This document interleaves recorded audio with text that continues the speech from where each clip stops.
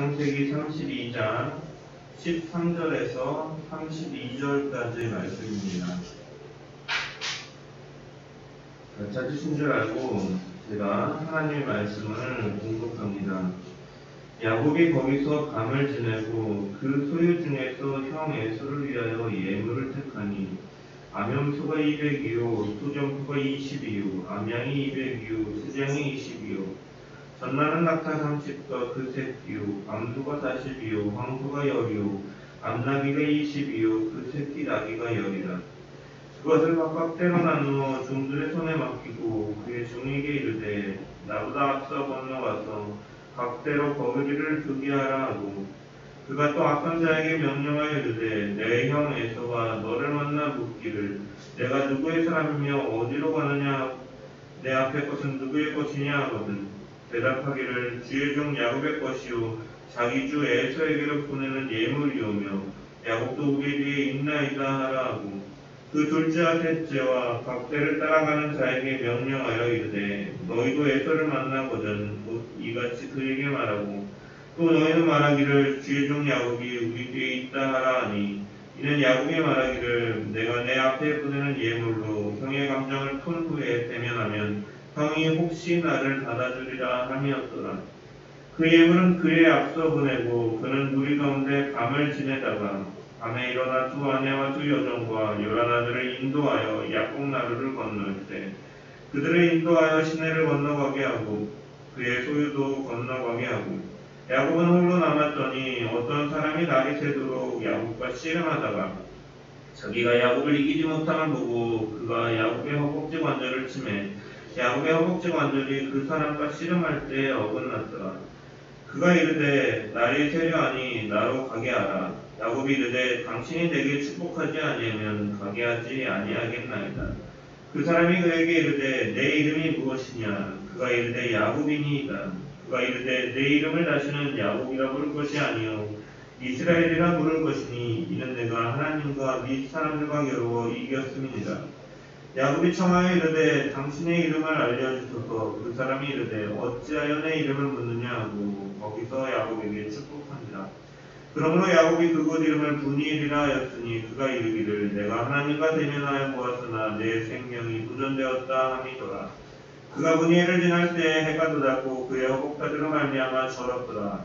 그 사람이 야곱의 허벅지 관절에 있는 둥구의 힘줄을 쳤으므로 이스라엘 사람들이 지금까지 허벅지 관절에 있는 둥구의 힘줄을 먹지 아니하더라. 아멘. 그래서 말씀을 통한 주의 은혜와 평강이 저와 여러분 가운데 넘치기를 축원합니다. 제가 좀 감기 기운이 있어가지고 마스크를 좀 쓰고 한 양해를 부탁드리고, 혹시나 싶어서 코로나 검사를 병원에 가서 했는데 음성은 나왔습니다. 그래서 오늘 감기에 걸린 것 같아서 마스크를 쓰고 하니 양해를 부탁드립니다. 라반과 그의 일행들이 이제 양털을 거꾸로 떠난 사이에 이제 야곱은 가족들과 이제 자신의 재산 가축들을 챙겨서 급하게 고향으로 떠나게 됩니다. 하지만 야곱이 떠났다는 소식을 듣고 라반의 일행들이 쫓아오게 되어 이제 그들을 만나게 되는 것입니다. 라반은 야곱을 치고 이제 그 가축들과 자신의 딸들과 그의 자손들을 취하려고 하는 목적을 가지고 왔으나, 하나님께서는 이 라반의 그 본심을 아시고 그에게 나타나셔서 경고하심을 통해서 라반은 그의 본래의 목적을 이루지 못하게 됩니다. 그래서 기껏 열심히 쫓아왔지만 소기의 목적도 달성하지 못하고 야곱 앞에서 이제 변명과 네가 이렇게 떠나서 내가 왔다라는 이런 책임 전가만을 하게 되는 것이죠. 하나님의 경고로 인해서 자신을 죽일 수 없는 라반을 본 야곱은 이제 20년 동안이나 쌓이고 쌓였던 그 하고 싶었던 말들을 이제 다 쏟아붓게 됩니다. 지금 굉장히 유치한 장면이라고 할 수가 있는데, 어찌됐든 이러한 과정들, 하나님의 강권적인 개입 속에서 야곱과 라반은 이제 평화협정을 맺게 되고, 야곱은 본격적인 고향을 향한 발걸음을 시작하는 것이 이제 31절 마지막까지의 부분입니다. 하지만 고향으로 돌아가는 야곱에게 있어서 아직 넘어야 될 큰 산이 하나 있습니다. 그것이 무엇이냐? 바로 외삼촌 라반의 집으로 피신할 수밖에 없었던 이유, 바로 형 에서가 있었기 때문입니다. 에서는 원래 자신의 것이라고 생각했던 이 장자이자 또한 계승자로서의 축복을 야곱이 아버지를 속이고 자신을 속여서 강탈하였다라고 생각했기 때문에 야곱을 향한 적개심과 그를 향한 살인 충동이 극에 달하 있었고, 이로 인하여서 야곱을 피하게 되는 것이죠. 그렇게 야곱은 라반과의 협정을 통해서 본격적으로 고향을 향해 가고 있기는 하지만 가는 발걸음 가운데 그의 심경은 어려웠을 것입니다. 하나님께서는 그런 야곱에게 그와 함께 하심을 보여주셨습니다. 우리가 읽지는 않았지만 32장 1절에서 2절의 말씀 보면 야곱이 길을 가는데 하나님의 사자들을 보게 되고 그는 그 땅의 이름을 마하나임이라 붙였다라고 기록되어 있습니다.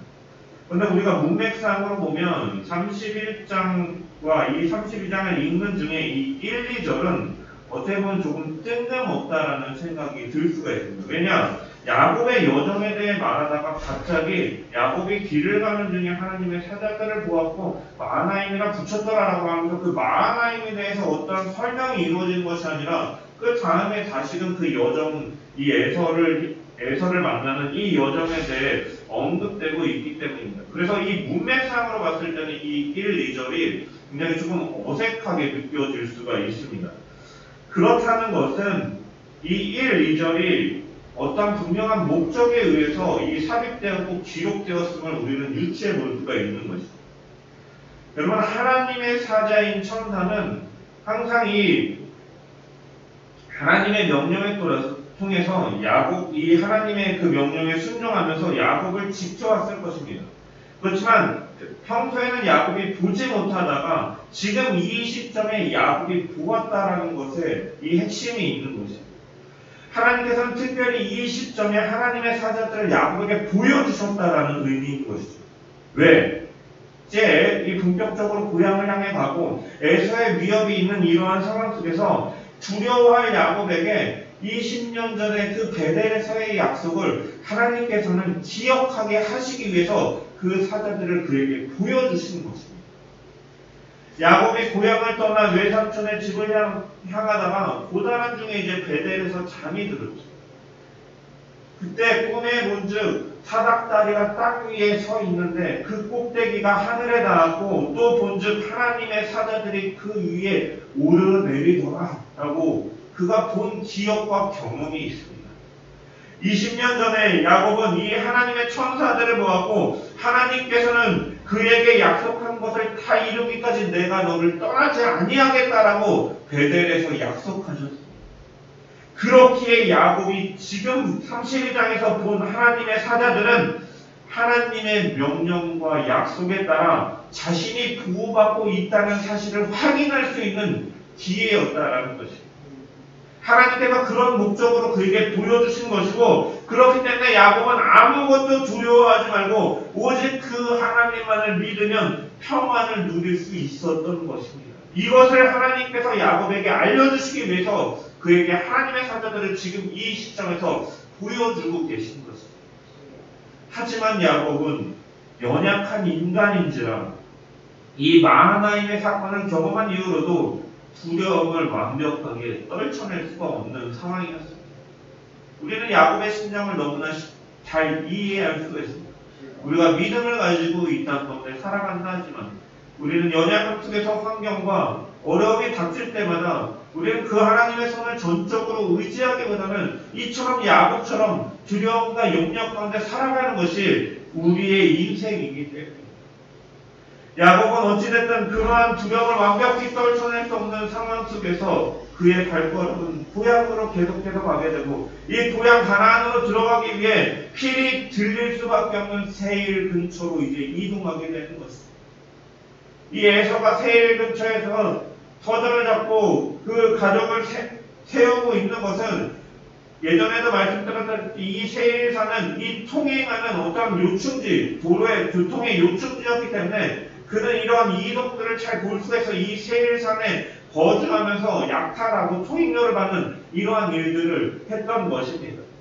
그래서 야곱도 역시 이제 가나안으로 가기 위해서 이 세일 근처로 가게 되는 것이죠. 그러면서 이제 에서를 더욱 생각하는 거죠. 그래서 3절부터 6절에 보면 이제 사자를 보내요. 먼저 사자를 보냅니다. 그러면서 선물을 함께 보내면서 자신의 귀함을 형에게 알리는 것입니다. 그들에게 명령하여 이르되 너희는 내 주 에서에게 이같이 말하라.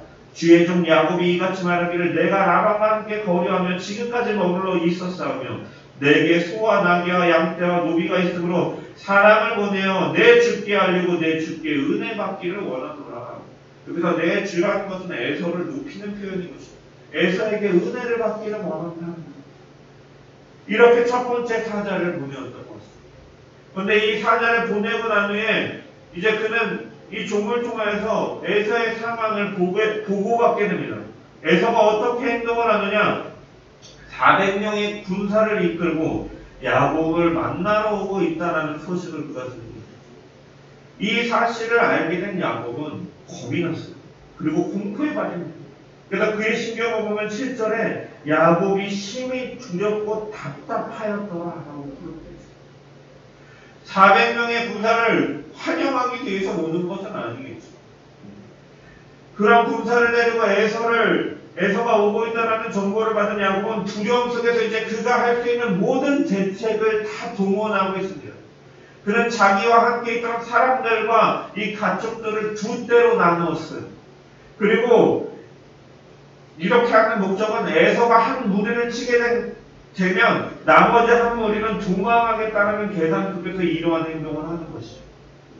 하지만 이러한 조치를 취하면서도 야곱은 계속해서 두려웠습니다. 그러면서 하나님께 기도한 것이죠. 9절부터 12절에 보면 하나님의 약속에 근거해서 당신이 이렇게 해주시기로 하시지 않았습니까? 나를 지켜달라고 기도하고 있는 것입니다.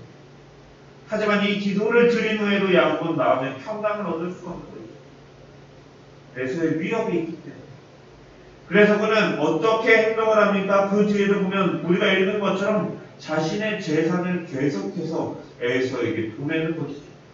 14절 이후에 보면은 암염소 200마리, 수장소 20마리, 암양 200마리, 수장 20마리, 암낙타 30마리, 그 새끼와 여러 낙타들, 암소 40마리, 암황소 10마리 이렇게 줄줄이 이제 보내는 것입니다. 여러분 이 가축들은요 야곱이 20년 동안 라반의 밑에서 종노릇하면서 모았던 돈이 피같은 돈입니다. 그런데 그것을 에서에게 바치고 있는 것입니다. 그러면서 종들에게 명하는 것입니다. 19절에서 20절의 말씀을 보면 너희도 에서를 만나거든 주의 종 야곱이 우리 뒤에 있다. 이는 야곱이 말하기를 내가 내 앞에 보내는 예물로 형의 감정을 큰 후에 대면하면 형이 혹시 나를 받아주리라 하니 야곱의 말을 보면은 그는 목숨을 구하기 위해서 최선을 다해서 행동하고 있지만 에서가 자신을 받아줄 그 희망보다는 최악의 수를 더 생각하면서 두려움 가운데 말하고 있는 것을 보게 됩니다. 그래서 그는 이러한 두려움 속에서 안절부절하다가 가족들을 다 보낸 후에 약복 강가에 혼자 남아있는 것입니다. 혼자 있는 야곱은 두려움과 그 답답한 심정 가운데 정신을 못 차릴 정도의 상태였습니다.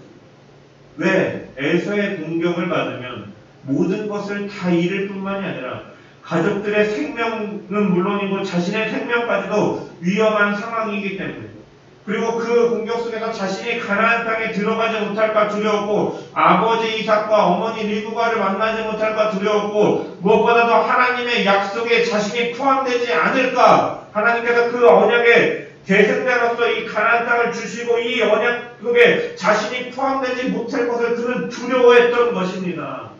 여러분 이러한 에서의 위협 속에서 야곱은 무엇을 느꼈을까요? 그가 지금까지 살아왔던 모든 과정들을 돌아봤을 것입니다. 그가 살아왔던 모든 것이 아무 의미도 없다는 것을 알게 되었을 것입니다. 나는 도대체 무엇을 위해 살았을까? 부모를 속여서 아버지를 속여서 장자의 축복을 받았고 내가 외삼촌 라반의 밑에서 열심히 일을 해서 이렇게 하나님께서 주신 축복 속에서 부를 쌓았지만 이러한 것들조차도 가족들이 늘어났고 자식들이 많아졌고 했지만 내가 무엇을 위해서 하는가? 이러한 위협 속에서 불안해하면서 이러한 것들이 나에게 위로와 평안과 생명을 보존해주지 못한다는 사실을 그는 깨달을 수밖에 없었을 것입니다. 그때 하나님께서는 야곱을 찾아오십니다. 24절에 보면 어떤 사람이 와서 날이 새도록 야곱과 씨름을 하였다라고 있습니다. 이 구절을 가지고 일부 학자들은 야곱이 필사적인 기도를 하였다라고 해석을 하기도 합니다. 그렇지만 실제로 우리가 성경에서 기록된 것처럼 실제로 야곱의 그 허벅지, 이 엉덩이 뼈가 이제 부러진 것, 관절이 어긋난 것, 그리고 호세아서 12장 1절부터 4절까지 호세아 선지자가 말하는 것을 보면 또 힘으로는 하나님과 겨루되 천사와 겨루 이기며 울며 그에게 간구하였다 라고 이렇게 말하는 것을 보면 야곱이 실제로 하나님의 사자와 씨름하였다라는 것을 힘을 통해서 씨름하였다라는 것을 알 수가 있습니다. 그렇기 때문에 이 씨름은 단순히 힘겨루기만도 아니고 기도만도 아니라 함께 봐야 되는 것이죠. 하나님의 사자에게 실제로 매달려서 처절하게 울면서 간구하는 기도까지도 포함된 야곱의 필사적인 몸부림이었다라고 우리는 해석해야 될 것입니다. 그가 처음에는 어떤 사람이라고 표현된 것처럼 그가 누구인지는 정확히 몰랐지만 곧 그가 이제 과정들을 통해서 하나님의 사자임을 알게 되어서 자신을 축복해달라고 그는 매달렸고 인생을 자신의 최대 위기 속에서 하나님께 자신을 건져달라고 매달리고 있는 것입니다. 하나님은 이런 야곱을 어떻게 하십니까? 장애인으로 만드셨어요. 25절에 보면 자기가 야곱을 이기지 못함을 보고 그가 야곱의 허벅지 관절을 치매 야곱의 허벅지 관절이 그 사람과 씨름을 할 때 어긋났고 여러분 하나님께서는 왜 야곱의 허벅지 관절을 치셨을까요? 하나님의 사자가 성질이 불같고 막 화가 나가지고 이 야곱을 이기지 못해서 화가 나서 그를 쳐서 불구로 만드는 것인가? 아니죠. 여러분 이 허벅지 관절로 번역된 히브리어 단어가 야레크라는 단어인데 이것이 이 창세기 24장에 보면 아브라함의 종이 이제 이 이삭의 아내감을 데리러 오기 위해 아브라함에게 맹세할 때 그 허벅지 아래에 손을 넣고 맹세하는 이 뭐 남근이라고 번역하기도 하고 이런 허벅지 아래라고 번역하기도 하는데 그때 등장하는 단어예요. 즉 뭐냐 이것은 이 단어를 기록하고 있는 것은 단순히 신체의 한 부분을 지칭하기 위해서 의미하기 위해서 기록하는 것이 아니라 인간의 생식기관과 관련된 것으로 인간의 생명의 원천을 상징하는 의미다라는 것입니다. 이 단어가. 그리고 또한 넓적다리를 손바닥으로 치는 것은 예레미야서나 에스겔을 보면은 깊은 슬픔과 수치, 회개를 의미하는 표현이기도 합니다. 따라서 하나님의 사자가 그를 만짐을 통해서 그가 장애를 갖게 되고 무기력하게 된 것은 하나님의 능력의 위대함을 보여주는 것이고 또한 인간의 무능함과 한계를 다시 한번 야곱에게 보여주는 것이죠. 또한 이것은 자신을 믿고 살아온 야곱에게 인생의 나약함을 보여주는 것이고 그가 씨름하며 버티며 힘의 근원이 되는 이 허벅지와 이 엉덩이를 치심으로 인해서 그가 꺾인 다리를 통해서 그동안 네가 네 힘으로 이렇게 매달리며 살아오려고 노력했지만 그가 붙들고 의지해야 될 대상은 누구시냐? 바로 하나님을 바라볼 수 있게끔 하시기 위해서. 또한 이것을 이스라엘 백성들에게 주심을 통하여 그 후손들 역시도 하나님을 의지하게 하시기 위해서 하나님은 이러한 일들을 버리신 것입니다. 여러분 사람이 변화되기 위해서 깨어지기 위해서는 먼저 무엇이 이루어져야 되냐? 바로 자신의 죄성을 인정해야 되는 것이죠. 철로역정 종본에는 철로역정에서 그 크리스찬이 그 신앙의 순례의 떠날 때 다른 사람들은 보지 못하고 있지만 자신의 등에 매인 그 죄의 짐의 무게를 깨달을 때 이곳이 곧 멸망받을 조성이라는 것을 알게 될 때 그가 신앙으로 나아가는 것처럼 내가 깨어져야 될 죄인이구나를 생각하게 될 때, 인정하게 될 때 하나님의 능력은 그때부터 체험되기 시작합니다. 그래서 칼빈은 그의 기독교 광야에서 사람이 구원을 받고 하나님의 능력을 체험하기 위해서는 하나님을 아는 지식과 자기 자신을 아는 지식이 필요하다라고 했습니다. 이 두 가지 지식이 연관이 되어야 사람이 구원을 체험하게 된다라고 그가 말하였던 것입니다. 야곱은 하나님의 만지심으로 자신의 무력함을 보았습니다. 한계를 바라보았습니다. 또한 자신이 믿고 살아온 스스로의 힘이 얼마나 보잘것없는 것인지 깨달았습니다. 그러면서 우리의 생명이 하나님께 있음을 그는 바라볼 수 있었던 것입니다. 이 일을 통해서. 그래서 야곱은 이 야복강가에서 하나님을 만나고 이 장애를 갖게 된 순간부터 하나님을 놓지 않게 됩니다. 오직 주께서 주시는 참 복만이 나를 구원할 수 있다는 사실을 알게 되기 때문에 결코 하나님을 놓치지 않는 것입니다. 이에 야곱과 씨름하던 그 사람은 야곱에게 새 이름으로 이스라엘을 주십니다. 새 이름을 주셨다는 것은 이제는 새 사람으로 새 인생으로 살아가는 것을 의미하는 것입니다. 이스라엘이라는 말은 하나님과 싸워서 이겼다라는 뜻입니다. 물론 실제로 야곱이 이겼기 때문에 이렇게 붙여주신 것이 아닙니다. 야곱은 깨어지고 철저하게 야곱은 졌습니다. 그러나 하나님께서는 이스라엘이라고 말씀하시는 것은 그가 이제 자신의 꺾인 다리를 보고 이제는 내 힘으로 할 수 없구나를 철저하게 깨닫고 자신의 죄인임을 깨달으며 오직 우리의 생명이 하나님께 있음을 그가 바라볼 때 하나님이 우리를 승리케 하신다는 의미로서 이스라엘이라는 이름을 주신 줄 믿습니다. 여러분, 진정한 승리와 영광은 하나님 앞에 우리 자신을 가감없이 내어드리며 깨뜨리는 것입니다. 우리의 지혜와 우리의 인간적인 방법으로는 우리가 정말로 영원한 생명에 참여할 수도 없고 승리할 수도 없고 오직 하나님의 은혜가 있을 때에만 가능하다는 사실을 깨달으며 그 하나님께 매달려 철저하게 그 하나님만을 신뢰하고 바라볼 때 하나님은 우리를 승리케 하시는 이스라엘이라고 부르실 줄 믿습니다. 고린도전서 1장 29절 이하 이는 아무 육체도 하나님 앞에서 자랑하지 못하게 하려 하십니다. 너희는 하나님으로부터 나서 그리스도 예수 안에 있고 예수는 하나님으로부터 나와서 우리에게 지혜와 의로움과 거룩함과 구원함이 되셨으니 기록된 바 자랑하는 자는 주 안에서 자랑하라 함과 받게 하려 함이라. 우리의 지식과 우리의 의로움과 우리의 거룩함이 의미가 있는 것이 아니라 바로 하나님 안에서 오신 예수 그리스도 안에 거할 때 그분의 의로움과 그분의 거룩함과 그분의 지혜가 우리의 자랑이 되고 우리를 승리케 하시고 우리를 구원케 하시는 하나님의 능력이 되는 줄 믿습니다. 이날 이후에 야곱은 이스라엘이 되어서 철저하게 믿음의 삶을 성화의 삶을 살아가게 됩니다. 속이는 자가 속이지 않는 자가 되는 것입니다. 비록 아들들에게 속임은 당할지라도 그가 더 이상 어떠한 사람을 속였다라는 내용들은 없습니다. 하나님 이처럼 이 하나님을 만나게 되면 야곱의 삶은 변하게 되는 것입니다. 야곱이 자신을 깨뜨리고 자신의 인간적인 삶에 포기되자 절망의 자리였던 이 야곱 강가가 이제 분이엘로 바뀌게 되는 것입니다. 여러분, 분이엘이라는 이름은 하나님의 얼굴이라는 의미입니다. 하나님의 얼굴은 능력을 의미하는 것입니다. 하나님께서 바라보시면 하나님의 능력이 임하는 것입니다. 하나님이 우리를 바라보시고 지켜주신다는 의미입니다. 여러분, 야곱 강가에서의 야곱은 하나님을 만나기 이전에 자신의 능력으로 어떻게 해보냐면 그 순간에 그 장소는 절망과 좌절과 두려움과 공포의 장소였습니다.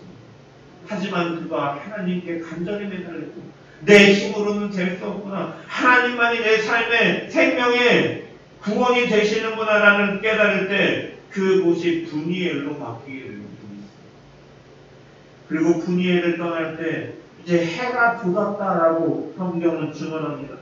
깊은 밤 어둠 속에서 야곱은 두려움 속에서 절망하고 염려하였지만 이제 하나님을 만난 인생.